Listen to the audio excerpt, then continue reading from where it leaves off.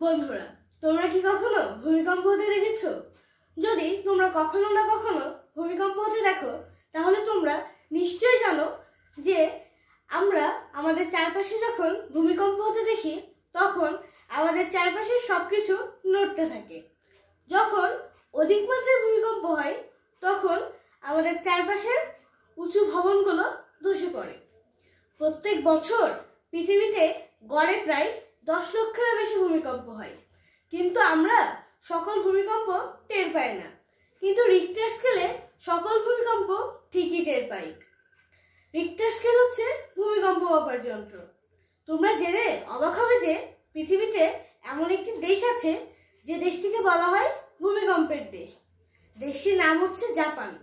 জাপানের পূর্ব নাম নিপ্পন এবং জাপানের রাজধানী হচ্ছে টোকিও। জাপানকে ভূমিকম্পের দেশের পাশাপাশি আরেকটি দেশ নামে আখ্যায়িত করা হয়, সেটি হচ্ছে সূর্যোদয়ের দেশ। জাপানকে সূর্যোদয়ের দেশও বলা হয়। জাপানের পাশাপাশি আমাদের প্রতিবেশী একটি দেশ রয়েছে যেখানেও প্রচুর পরিমাণে ভূমিকম্প হয়। দেশটি হচ্ছে ভুটান। ভুটানে প্রচুর ভূমিকম্প হয় এবং ভুটানের যে ভূমিকম্পগুলো, সেগুলোর মাত্রা প্রচুর পরিমাণে হয়। এই কারণে ভুটানে হওয়া ভূমিকম্পগুলোর ক্ষয়ক্ষতির পরিমাণ বেশি হয়।